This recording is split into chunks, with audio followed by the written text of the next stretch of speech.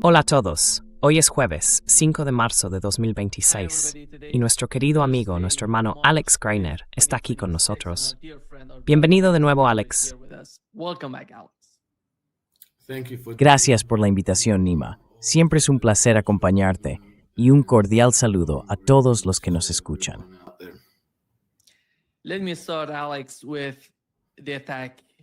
Permíteme empezar, Alex, con el ataque estadounidense-israelí a Irán. El objetivo principal, al parecer, era que en las primeras horas, o al menos en un par de días, hablaban de ponerle fin, de golpear a Irán y lograr algo rápidamente. Eso era el cambio de régimen en Irán, que comenzó con el asesinato del líder supremo de Irán. Más adelante, vimos que también habían asesinado a colegialas y a otras personas en distintos lugares. Pero el objetivo principal, el blanco principal, era el líder supremo de Irán junto con sus comandantes.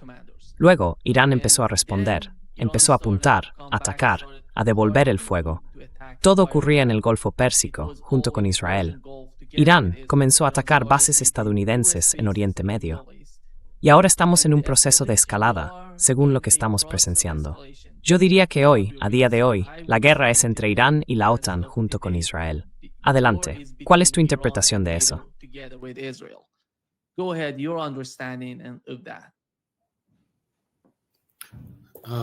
To my mind, a very tragic turn of events.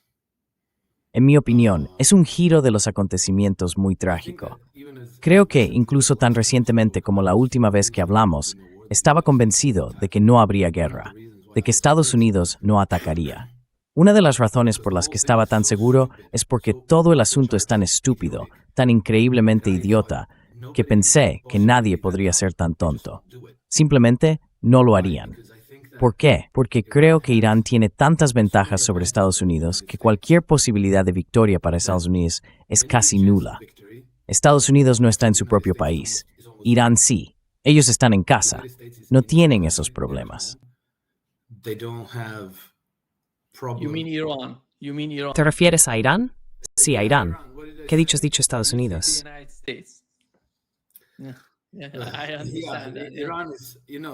Están en casa, en su propia base. Llevan preparándose para esto más de 20 años. Sabían que este ataque iba a llegar. Pueden tener ciertas debilidades, pero cuentan con resiliencia y control sobre su cadena de mando logística. No tienen que transportar suministros a miles, incluso decenas de miles de kilómetros de distancia. No les falta misiles, drones, bombas, lo que necesiten. Y pueden librar una larga guerra de desgaste. Estados Unidos no puede. Esto les está costando enormemente.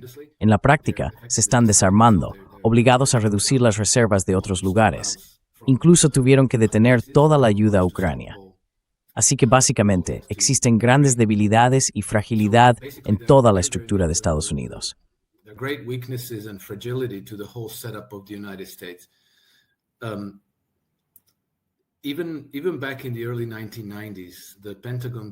Ya a principios de la década de 1990, los altos mandos del Pentágono eran muy conscientes de esta debilidad.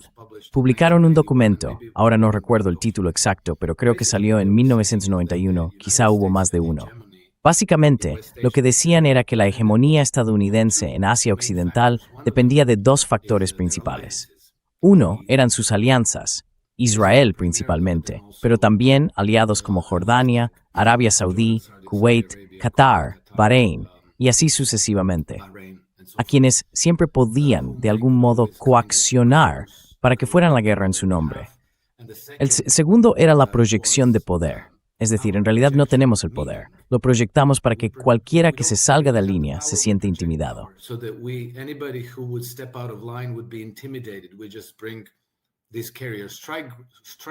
Simplemente traemos estos grupos de ataque de portaaviones, empezamos a lanzar bombas y a quien quiera que apuntemos, lo golpeamos hasta que se rinda. Pero la advertencia era que todo esto podía cambiar, porque la proyección de poder existía, pero el poder real no. Y entonces las alianzas podrían romperse en el futuro. Esta situación no cambió, solo se inclinó más a favor del eje de la resistencia. Y tenemos que recordar que Donald Trump ya desplegó el poder de Estados Unidos como nunca se había visto antes, contra Yemen hace aproximadamente un año, en marzo de 2025. Empezaron a bombardear, pero no lograron nada, y al final tuvieron que pedir una especie de tregua a Ansar Allah. Y también debemos recordar que una potencia mucho mayor intervino en Afganistán. Came to bear on Afghanistan. That didn't go well either. And neither Yemen nor Afghanistan. Eso tampoco salió bien. Y ni Yemen ni Afganistán son Irán. Irán es un enemigo mucho más grande, mucho más fuerte y mucho mejor preparado, dispuesto a soportar el dolor y librar la guerra a largo plazo si es necesario. Y creo que el liderazgo iraní, si lo entiendo correctamente, y debo ser un poco prudente con eso, porque hay tanta guerra psicológica, es difícil saber qué es real, qué es manipulación, en qué creer y en qué no. Pero me parece que el liderazgo iraní ha adoptado ahora una postura firme, no más negociaciones, y la guerra continúa hasta la completa destrucción del Estado de Israel. Al mismo tiempo, la forma en que Trump abordó esto fue trágica, en el sentido de que Estados Unidos no puede liberarse de la situación. Tragic in the sense that the United States cannot extricate itself. Up until days ago, it seemed that Hasta hace unos días parecía que intentaba evitar verse envuelto en esta guerra. Y pensé que en los últimos días antes del sábado 28 de febrero se podía percibir que algo iba a suceder. Pero supuse que tal vez habría un poco de guerra simbólica y que luego Trump lo dejaría entre Irán e Israel. Pero ahora están tan profundamente implicados. Creo que el ataque a una escuela de niñas y el asesinato de 170 niñas pequeñas, de 20 jugadoras de voleibol y del gran ayatolá Ali Khamenei fueron errores absolutamente catastróficos. Ahora significa que Trump asume toda la responsabilidad. Incluso con el asesinato del general Soleimani, fue un error que se podía superar. that you can overcome. You can still Todavía podrías trabajar la diplomacia, arreglar las cosas y restablecer, digamos, una relación de cooperación con Irán. Después de esto, eso va a ser casi imposible. A mi modo de ver, la razón por la que esto es trágico, no solo para Irán, sino para todos, para la humanidad, es porque fue hace muy poco, en enero, cuando Trump y su delegación fueron a Davos e hicieron una declaración muy clara y categórica. La globalización está fracasando. Hemos terminado con esto. Queremos adoptar un modelo diferente. Queremos abrazar la integración multipolar. Queremos centrarnos en el desarrollo interno y en el sistema hamiltoniano estadounidense de economía política. Y luego fueron a la Conferencia de Seguridad de Múnich y reiteraron el mismo mensaje. conference after that, and they reiterated that same message. And this, to my mind, is the most important decision of all. Y esto, en mi opinión, es la decisión más importante de todas, la declaración de guerra más significativa contra los globalistas. Y si tomas esa dirección, entonces las alianzas lógicas que tendrías que cultivar serían con China, con Rusia, pero también con Irán, que es la potencia regional dominante en Asia Occidental. No entiendo en absoluto lo que ocurrió entre la Conferencia de Seguridad de Múnich y el 28 de febrero, pero el hecho de que Trump apretara el gatillo significa que esto le pertenece. Y ahora, de un día para otro, se encontró en una alianza que, bueno, se puede decir que es abierta o encubierta, como se quiera, pero en la práctica se encontró aliado con Gran Bretaña, Francia, Alemania, Israel y Al-Qaeda. France, Germany, Israel, Al-Qaeda. The American people never asked for this. The American people explicitly. El pueblo estadounidense nunca pidió esto. El pueblo estadounidense votó explícitamente en contra de esto. Pedían otra cosa, y Trump prometió otra cosa. Y ahora está hasta el cuello en una guerra sobre la que perdió el control desde el primer día. Tengo que añadir esto porque realmente me desconcierta. En una de sus últimas ruedas de prensa, o quizá fue una declaración pública, le preguntaron, bueno, ahora que matamos a Qasem Soleimani, ¿a quién querría usted que lo reemplazara? Y él respondió, bueno, la mayoría de las personas que considerábamos como sus posibles sustitutos ya están muertas. Y luego pensamos en otros, pero también están muertos. Now dead. And then we thought of some others, but they're dead too. And pretty much everybody's going to be dead, and we're not going to know anybody there. Y prácticamente todo el mundo va a estar muerto, y no vamos a conocer a nadie allí. Control of what's going on? You mean ¿Te parece que eso lo dice alguien que tiene el control de lo que está pasando? or Delcy Rodriguez? Quieres decir que hablabas con personas que querías que fueran tu Delcy Rodríguez, ¿verdad? Querías que tomaran el mando, pero acabaron muertos. No sé cómo explicarlo, Nima, pero me parece que o bien esta guerra es un gran engaño, o todo lo que vino antes fue un gran engaño, o Trump perdió completamente el control de su administración, o si no de su administración, de su maquinaria militar. Y si ese es el caso, entonces, ¿quién está al mando? Es Benjamin Netanyahu. Es un desarrollo muy preocupante. It's very, very, very troubling development. Yeah. Alex, one of the main points right now. Sí, Alex, uno de los puntos principales ahora mismo en esta guerra es el estrecho de Hormuz. Sabemos que Irán ha decidido cerrar el estrecho de Hormuz y en este momento no se ven muchos petroleros atravesándolo. ¿Cómo va a influir eso en todo el concepto de la guerra contra Irán? Porque esto, como has mencionado y como vemos por parte de los funcionarios iraníes, es una guerra larga, una guerra de desgaste. No va a durar 2 o 3 semanas. Será mucho más larga que eso. ¿Y cómo ves el caso del estrecho de Hormuz? Yo diría que el Bab el-Mandeb, en el Mar Rojo, estará pronto en la misma situación. ¿Cómo va a afectar eso a todos estos países que dependen de estas dos rutas o pasos estratégicos tan importantes? Pathways or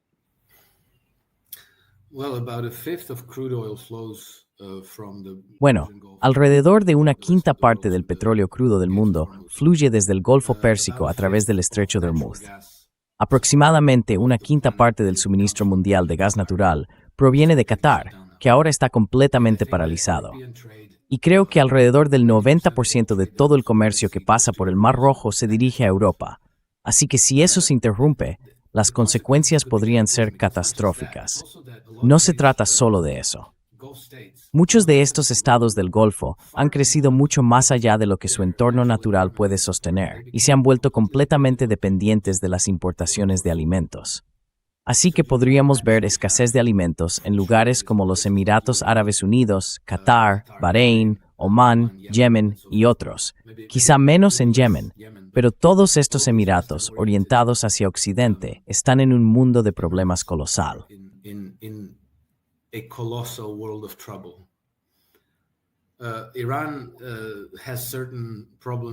Irán tiene ciertos problemas con el suministro de agua, y ahora vemos que los estadounidenses e israelíes están atacando la infraestructura hídrica.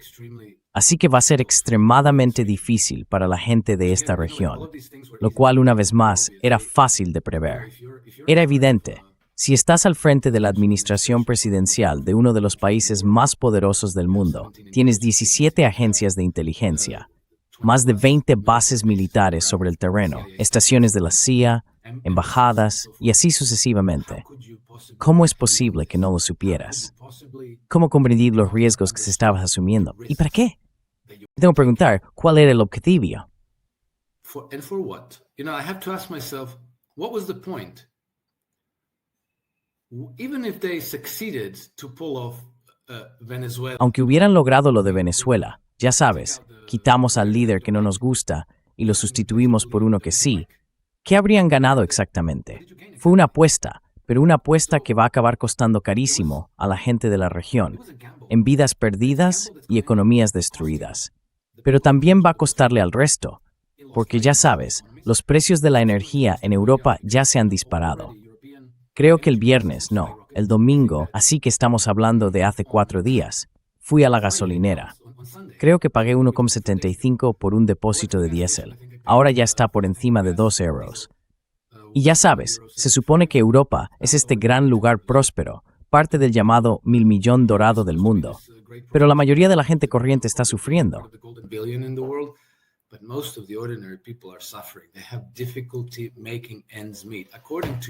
Tienen dificultades para llegar a fin de mes. Según Eurostat, más del 35% de todos los hogares europeos tienen problemas para llegar a fin de mes. Y en algunos países es muchísimo más alto que eso, como 2/3 de los hogares. Y ahora se les aumenta el precio del gas en casi un 20%. No han terminado de subir. Van a aumentar mucho más. Recuerden, fue en 2021 o 2022 cuando el precio del petróleo ya superó los $120 por barril. Ahora estamos en unos 83, 84. Esto acaba de empezar. Así que las consecuencias económicas van a ser desastrosas. Bueno, afortunadamente no. Afortunadamente para Irán, pero desafortunadamente para las economías europeas.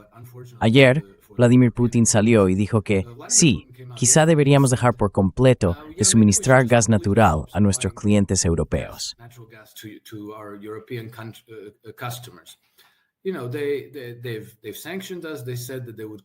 Sabes, nos han sancionado. Dijeron que dejarían de importar energía de Rusia por completo para 2027. En fin, entonces ya sabes, ¿por qué no empezar de inmediato a cultivar el comercio con otros clientes, de los cuales Rusia tiene muchos? Las importaciones de GNL estadounidenses son extremadamente caras y ahora van a ser mucho más caras. Qatar, los suministros se interrumpieron. Ucrania ha estado atacando los suministros de gas que pasan por Ucrania hacia, ya sabes, Europa del Este. Así que Europa se encuentra en una especie de tormenta perfecta de problemas energéticos que se suman a haber eliminado las centrales de carbón, las nucleares y demás.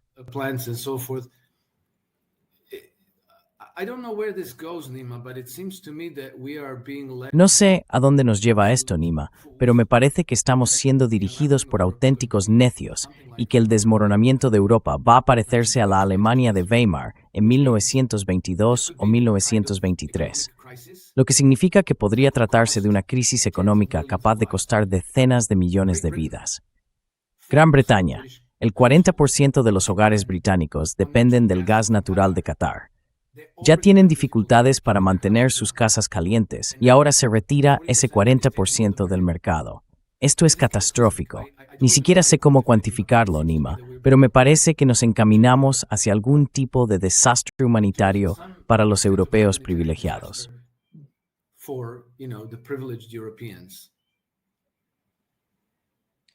Alex,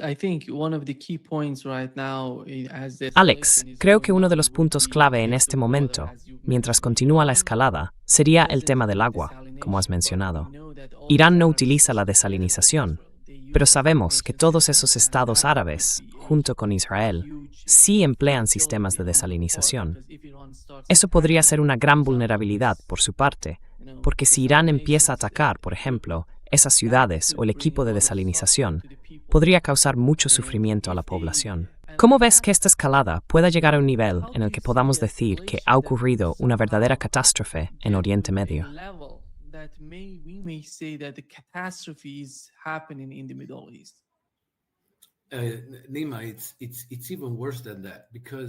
Nima, es aún peor que eso, porque creo que los iraníes atacaron una gran planta desalinizadora en Israel el primer día. No creo que vayan a hacerlo, no les conviene, en otras plantas desalinizadoras de países árabes. En países árabes. Pero Israel tiene un incentivo para atacar plantas desalinizadoras en países árabes, operaciones de falsa bandera para culpar a Irán y reunir a todos en una alianza, una coalición para unirse y declarar la guerra a Irán. Sabiendo lo completamente sin escrúpulos y fanático que es el liderazgo en Jerusalén y Tel Aviv, creo que esto va a suceder. Creo que probablemente lo harán. Y tengo que decir que estoy casi un poco desolado de que Trump haya hecho esto. No tenía por qué hacerlo, pero lo hizo. No sé cómo ocurrió, pero sea como sea, ahora es su responsabilidad. Y eso puede ser el error fatal para todo lo demás que ha estado intentando lograr.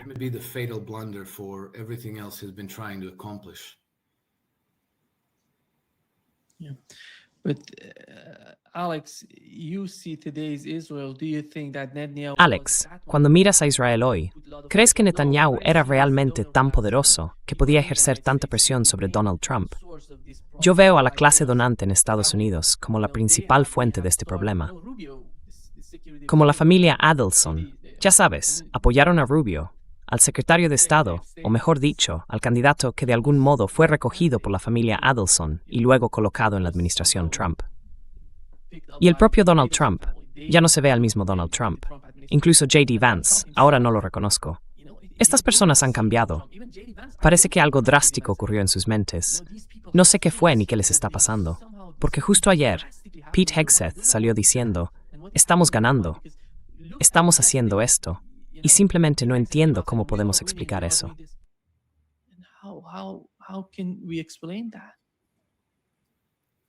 I listened to. Desgraciadamente, escuché el discurso de Pete Hegseth y es sencillamente espantoso. Barbarie primitiva, básicamente. Eso es lo que es. No hay nada de estadismo en él. Ninguna responsabilidad por las propias palabras. Es completamente impactante. Ni siquiera lo entiendo. No sé qué ha pasado, Nima, pero algo ha pasado. No se trata de Trump. Se trata del sistema, ¿sabes? Porque el hecho empírico es que entre 1946 y hoy, Estados Unidos ha iniciado más del 80% de todas las guerras en el mundo. Y creo que el recuento de esas guerras supera las 240. El 80% de esas guerras fueron iniciadas por Estados Unidos. 80% of those wars were initiated by the United States. So, you can ask yourself. Entonces ya sabes, uno puede preguntarse, ¿por qué es así? ¿Por qué un solo país en el mundo, inició el 80% de todas las guerras del mundo? Y uno tendría que pensar que el pueblo estadounidense es extremadamente beligerante, que quiere la guerra. Pero es exactamente lo contrario. El pueblo estadounidense siempre vota por candidatos que les prometen que no habrá más guerras. Incluso George W. Bush prometió una política exterior humilde, nada de reconstrucción de naciones, cosas así. Y luego, boom, ocurre el ataque del 11 de septiembre y todo cambia. Así que el hecho de que, ya sabes, Trump estaba engañando al público cuando dijo, no más guerras, os prometo que no iremos a la guerra.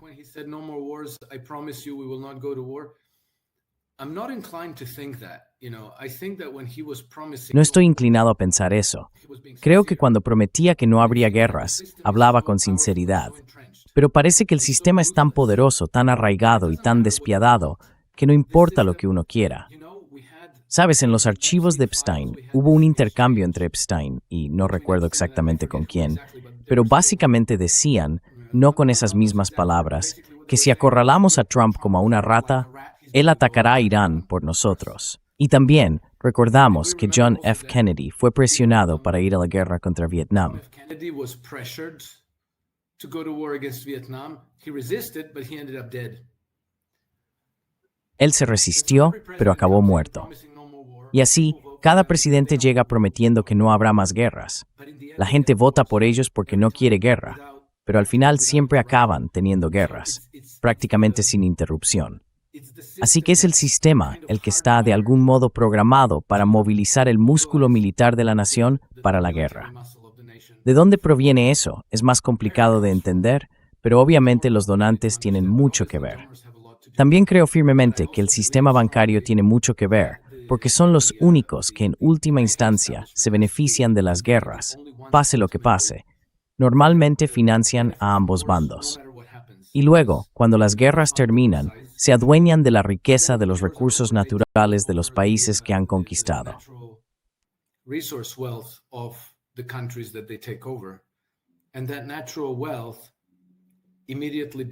Y esa riqueza natural se convierte de inmediato en activos generadores de beneficios en los balances de estos bancos, lo que significa que transforman la riqueza de los recursos naturales y el trabajo de otras naciones en su propia riqueza, así, con una simple anotación contable. Solo que el ejército tiene que librar las guerras para eliminar la oposición política e instalar gobiernos vasallos dóciles en todas partes. Así que, por desgracia, así es como funciona la gran máquina. Debo decir que tenía muchísimas esperanzas de que la administración Trump marcara un cambio de rumbo en esta política, que desarrollara buenas relaciones con Rusia y China, y que con estas fuerzas unidas pudieran enfrentarse al imperio y finalmente derrotarlo. Y parecía que iba a ser así, especialmente el verano pasado en Alaska. Incluso lo parecía en Davos este enero y en la Conferencia de Seguridad de Múnich. Security Council, and then 6 days ago, y entonces, hace 6 días, todo cambió por completo. Y ahora incluso, ya sabes, a veces no estoy seguro de qué deberíamos creer y qué es una operación psicológica.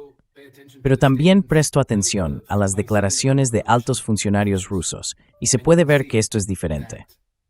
Antes, expresaban una leve desaprobación de las decisiones políticas de Trump, pero no hacían declaraciones realmente contundentes. Ahora están diciendo, haremos todo lo posible para defender a Irán y para neutralizar la agresión estadounidense-israelí. Y esto lo dijo Sergei Lavrov.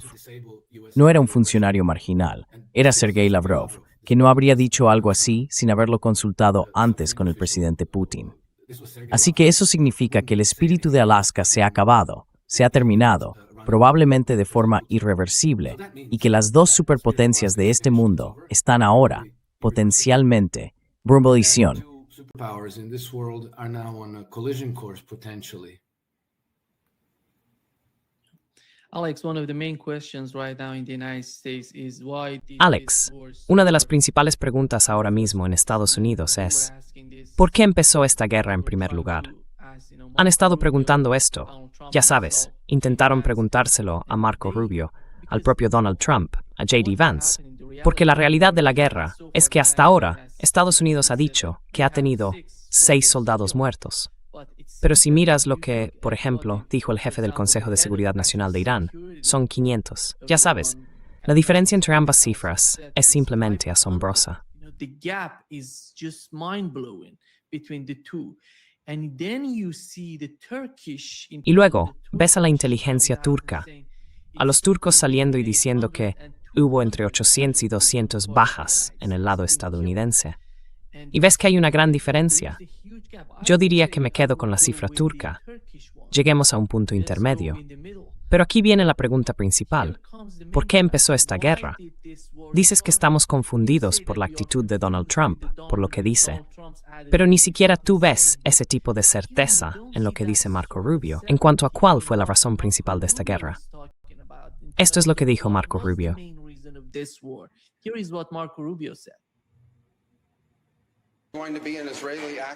Iba a ser una acción israelí. Sabíamos que eso provocaría un ataque contra las fuerzas estadounidenses, y sabíamos que si no los atacábamos preventivamente antes de que lanzaran esos ataques, sufriríamos más bajas y quizás incluso más muertos.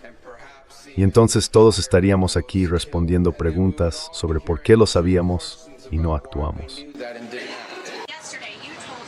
Nos dijiste que Israel iba a atacar a Irán y que por eso necesitábamos involucrarnos. Hoy el presidente dijo que Irán iba... Sí, tu afirmación es falsa.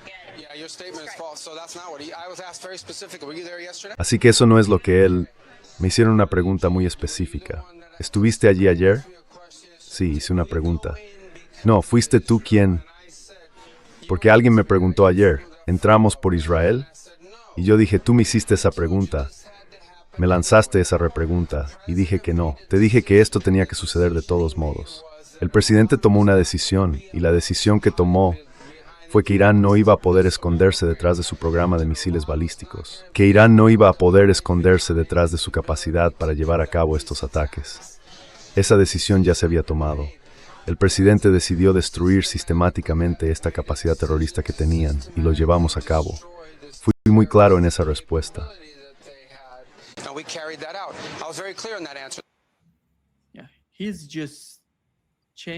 Simplemente está cambiando su argumento. Dijo que Israel iba a atacar a Irán. Por eso empezamos el ataque, para adelantarnos a Irán antes de que atacara a Israel o algo así. Y luego dijo que no, que la decisión se tomó en Washington, que íbamos a atacar. No es por Israel. Fueron los Estados Unidos los que decidieron atacar a Irán.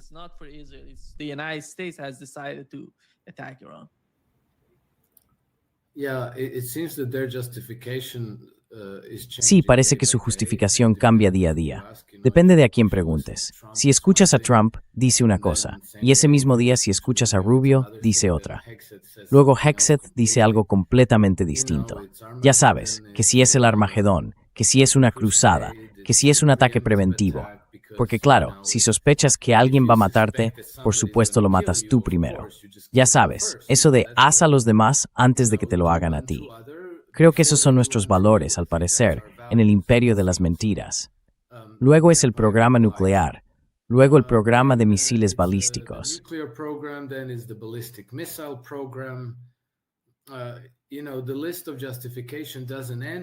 Sabes, la lista de justificaciones no tiene fin. Según lo que les convenga en un día determinado, en la medida en que coordinen sus versiones, dicen una cosa, luego cambian de opinión y dicen otra. Obviamente, de algún modo la administración fue coaccionada para dar este paso. Y creo que fueron coaccionados sobre la base de una mentira, que iba a ser rápido y exitoso, que decapitaríamos al Estado, lanzaríamos un ataque de decapitación, la gente se levantaría, tomaría el control, instalaríamos a Delcy Rodríguez o a alguien que cooperara con nosotros y declararíamos la victoria. Y claro, ganó las elecciones de mitad de mandato. Pero todo fue una mentira. Obviamente, Irán no es Venezuela. Irán no es Yemen. Irán no es Siria. No es Afganistán. Iran is not Yemen, Iran is not Syria, it's not Afghanistan. Iran is, for millennia, Irán ha sido durante milenios el cementerio de los imperios. Hay que saber en qué te estás metiendo. Y luego, ya sabes, muchas de estas cosas, Nima, eran tan conocidas y comprendidas de antemano. Hablamos de los problemas de suministro en la región, que dependen de las importaciones, pero también del hecho de que Irán dispone de cientos de miles de drones y misiles. Creo que escuché a un experto occidental decir que pueden crear prácticamente una cinta transportadora permanente de drones y misiles dirigidos a Israel, que podría funcionar de forma continua durante 2 años, sin interrupción. De eso se trata. Y no es como si hubiera un solo lugar que pudieras volar, el almacén, y desarmar a Irán. Está distribuido por todo el país. Iran is distributed all over the country, and that country is the size of Europe. It's not. Ese país tiene el tamaño de Europa. No es, ya sabes, no es Israel. Y ya sabes que tienes dificultades para abastecer a tus barcos, que la moral de tus tropas es baja, que hay actos de autosabotaje, tropas dañando el equipo porque no quieren hacer la guerra. Es simplemente incomprensible que siguieran adelante con esto. Espero que algún día sepamos por qué, cómo y quién estuvo detrás. No creo que Trump realmente quisiera hacer esto.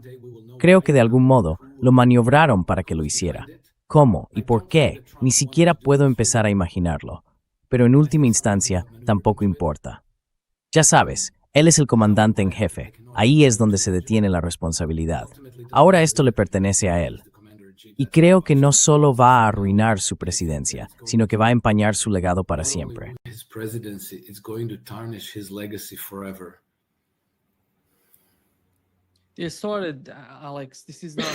Empezaron ellos, Alex. No es la primera vez.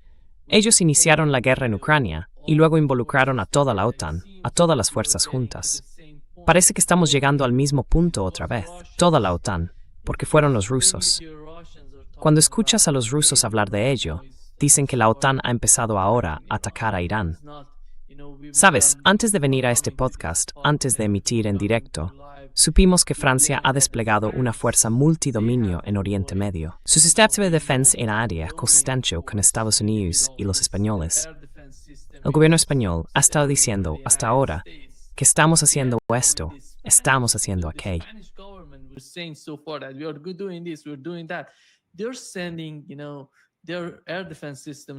Están enviando, ya sabes, sus sistemas de defensa aérea a Chipre, junto con los franceses. Y Estados Unidos está utilizando las bases francesas en este momento, porque todas las bases estadounidenses en Oriente Medio fueron destruidas y no tienen nada más que usar. Por eso tienen que depender de las bases francesas. Veo que la guerra está en un proceso de escalada.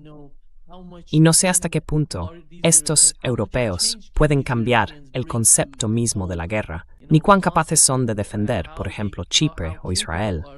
Como han estado involucrados en Ucrania, esto no es algo nuevo, es algo para lo que están completamente preparados. Entonces, ¿cómo lo ves tú? ¿Cómo ves que los europeos se involucren más en el conflicto?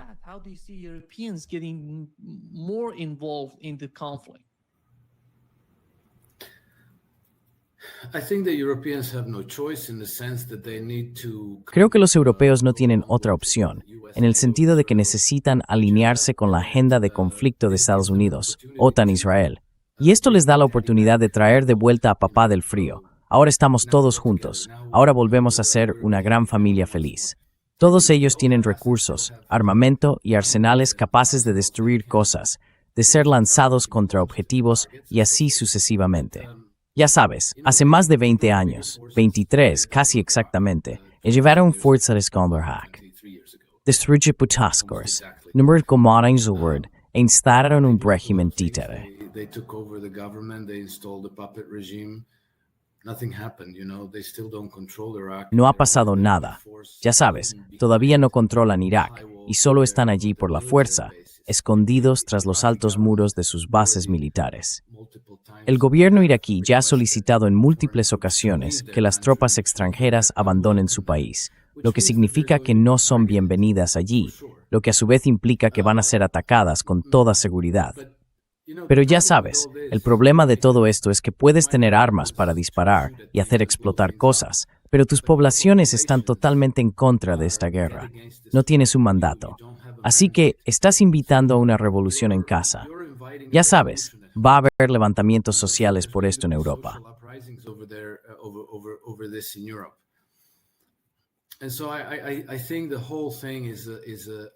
Creo que todo esto es en conjunto una tragedia. Trump tuvo una gran oportunidad y un enorme mandato popular para cambiar las cosas, y fracasó. Ahora ni siquiera se trata de si cometió un error. Fracasó. Incluso se ha vuelto susceptible de ser sometido a un juicio político. Si pierde las elecciones de mitad de mandato, será destituido, y no será uno de esos juicios políticos improbables y sin consecuencias. Este será un éxito seguro. Está acabado. Y los varios conocen los europeos. No riud es cementerio line es ter más debts. And I think that they will be defeated. Alex, do you see the possibility of escalation in which Alex, ¿ves la posibilidad de una escalada en la que Rusia se implique de alguna manera? Porque hasta ahora, los rusos dicen que Irán no les ha pedido nada todavía, ningún tipo de ayuda. ¿Cómo ves a Rusia y a China a medida que avanza la guerra? How do you see Russia and China as war goes on?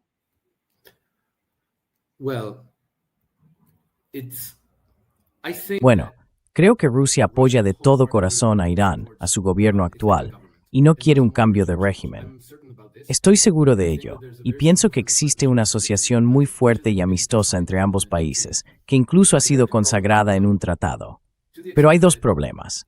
En la medida en que el régimen iraní pudiera caer, si les proporcionas tu armamento más avanzado, necesitas enviar tropas con él. Y una de las funciones importantes de esas tropas sería destruirlo todo si el gobierno de Teherán cae, porque si no lo haces, todos esos sistemas caerán en manos de tus enemigos. Así que ese es un problema. So that's one problem. The second problem is that Russia already has its hands full. El segundo problema es que Rusia ya tiene las manos ocupadas en Ucrania, y esa es una guerra que podría expandirse por sí misma, porque a medida que la derrota final de Ucrania se acerca cada vez más, los europeos están cada vez más desesperados por escalar el conflicto. Así que los rusos tuvieron que ampliar el tamaño de su ejército a 2,5 millones. Tuvieron que convocar tropas adicionales, y alrededor de 1,5 millones de ellas son tropas de combate. Eso es aproximadamente el doble del tamaño de lo que tienen en Ucrania, lo que significa que los rusos ven un alto riesgo de que esta guerra se expanda y escale hasta convertirse en una guerra general entre Rusia y Europa Occidental. Por supuesto, los rusos pueden estar haciendo esto por exceso de precaución. Te preparas para algo que esperas que nunca ocurra.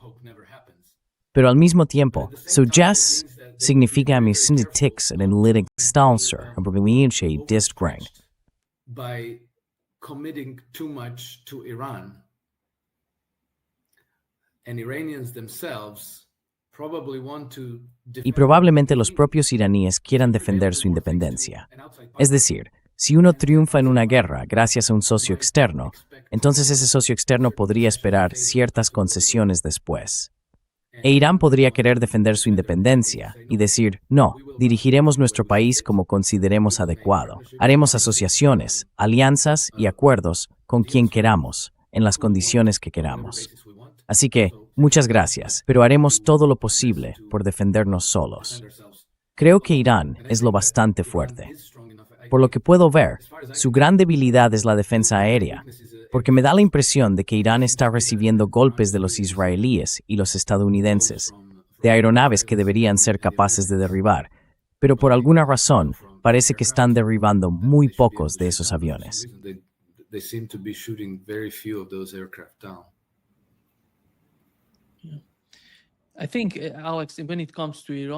Creo, Alex, que cuando se trata de Irán y de cómo ven la guerra, ellos tuvieron aquella guerra en los años 80 contra Irak y conocen la naturaleza de la guerra y cómo se intensifica.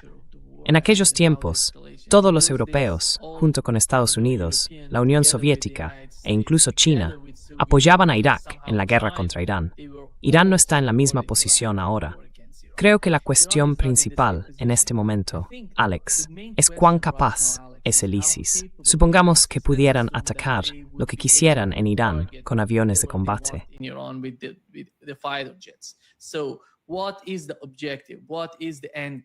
Entonces, ¿cuál es el objetivo? ¿Cuál es el fin del juego? ¿Qué van a conseguir? ¿Qué están logrando al usar estos cazas en Irán? Yo diría que no están logrando nada. No pueden alcanzar la victoria sobre Irán. Por eso están pidiendo a los grupos terroristas kurdos que intervengan, ya sabes, 10.000, quizá más, para implicarse de alguna manera en el terreno. Pero las fuerzas terrestres de Irán, diría yo, con el ejército, la Guardia Revolucionaria y todas las diferentes facciones combinadas, suman más de 2 millones de soldados.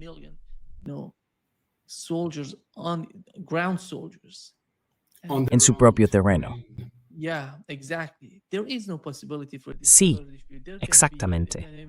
No hay ninguna posibilidad para esta gente kurda. Los van a lanzar a una picadora de carne. Los van a masacrar. Y ese es el problema, en mi opinión, por parte de Estados Unidos, porque con esta campaña aérea no pueden lograr la victoria. E Irán, con el paso del tiempo, va a golpear a Israel con más fuerza. Tienen los medios para atacar a Israel. Pero la sostenibilidad de la guerra en este momento es la verdadera cuestión, en mi opinión. Yeah, exactly.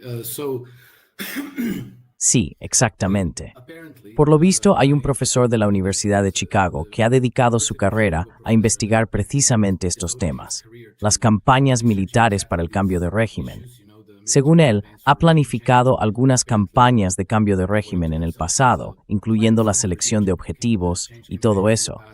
Y ha dicho que en los 100 años de historia que ha analizado, ni un solo cambio de régimen ha tenido éxito sin tropas sobre el terreno, es decir, solo ataques aéreos. Hasta que lanzaran sin preparar tropas terrestres para una invasión de Irán, Maindague realmente fue una persona. Tells me that this really was a gamble. We bomb and then, with any luck, Bombardeamos y luego, ya sabes, con un poco de suerte, el régimen iraní cae. Pero ahora cuando se dan cuenta de que el régimen no cayó, dicen, vale, para tener éxito necesitamos tropas terrestres. Así que empezaron a movilizar a los kurdos y a los azeríes y básicamente les están torciendo el brazo, obligándolos, coaccionándolos a ir a luchar sus guerras. Pero parece que los kurdos son muy reacios y Azerbaiyán es muy débil, ya sabes, porque económicamente depende de Irán y de Rusia. Azerbaiyán básicamente tiene dos exportaciones, petróleo y gas, y productos agrícolas. Y creo que el 80 o 90% de sus productos agrícolas van a Rusia. that 80 or 90% of their agricultural produce goes to Russia. And so, Así que hace unos meses, cuando Azerbaiyán empezó a antagonizar con Rusia e Irán, los rusos básicamente dijeron, vale, ¿sabes qué? ¿Ves tu oleoducto que pasa por territorio ruso? Lo vamos a cerrar. Y también cerraremos nuestros mercados a tus productos agrícolas.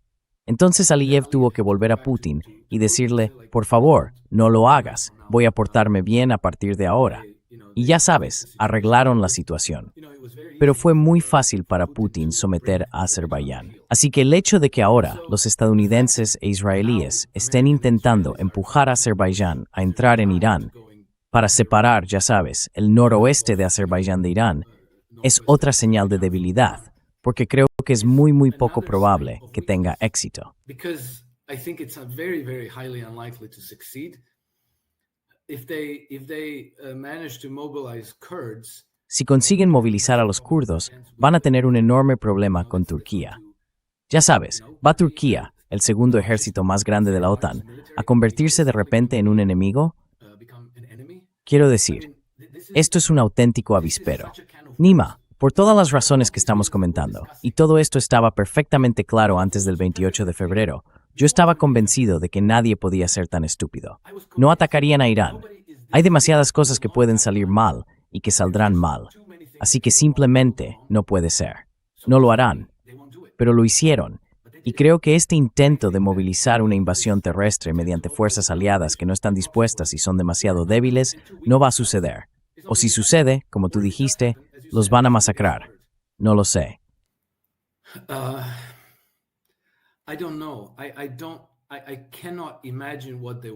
No puedo imaginar en qué estaban pensando.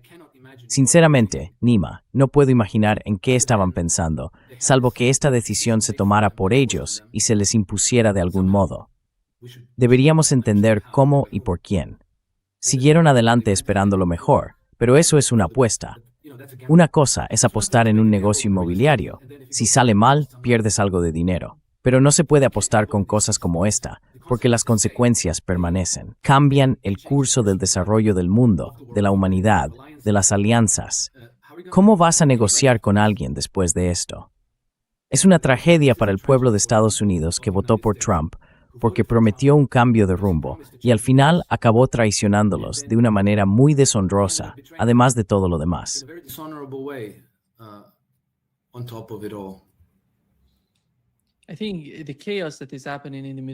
Creo que el caos que está ocurriendo en Oriente Medio está creando muchas oportunidades para las personas que quieren empeorar aún más ese caos, lo cual, en cierto modo, encajaría con la agenda de Netanyahu, porque no le gustan ninguno de esos países de la región. Quiere que todos ellos estén, ya sabes, pobres y desintegrados, causando sufrimiento a todos. No veo. Y aquí está lo que, ya sabes, informó Tucker Carlson. Es bastante sorprendente ver que Irán está atacando bases estadounidenses en los Estados Árabes. Y, al mismo tiempo, ver al Mossad israelí intentando hacer algo en esos mismos estados. Esto es lo que dijo Tucker Carlson.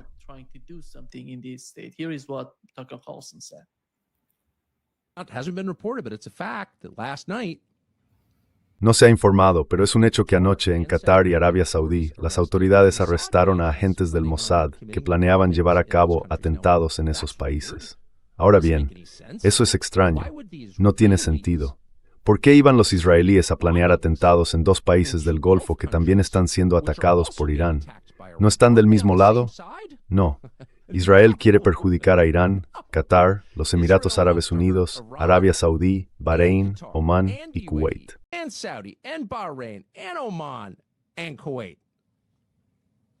Y luego enseguida.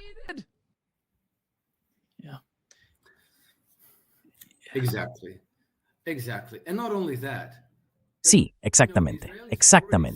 Y no solo eso, sino que ya sabes, los israelíes ya dijeron que después de Irán, el siguiente objetivo es Turquía. Y también dijeron que irían contra Pakistán, porque Pakistán es un país musulmán y tiene armas nucleares. Así que, ya sabes, la teocracia fanática, y no estoy hablando de Irán, estoy hablando de Israel, ¿vale? La teocracia fanática percibe el mundo como un peligro existencial para sí misma. Y por tanto, en su mente, simplemente tienen que arrasarlo todo para sentirse seguros.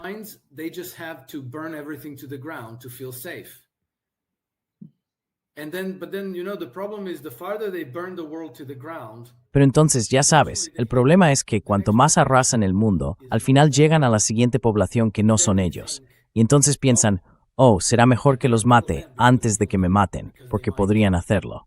Y así nunca se detiene. Nunca se detiene hasta que alguien finalmente pone fin a ello y los obliga a reaccionar y sentarse a negociar. Y creo que ahora han hecho que ese resultado sea inevitable, porque creo que están siendo derrotados por Irán. Y no hay nada que puedan hacer al respecto. Nada que puedan hacer los Estados Unidos. Nada que pueda hacer la OTAN.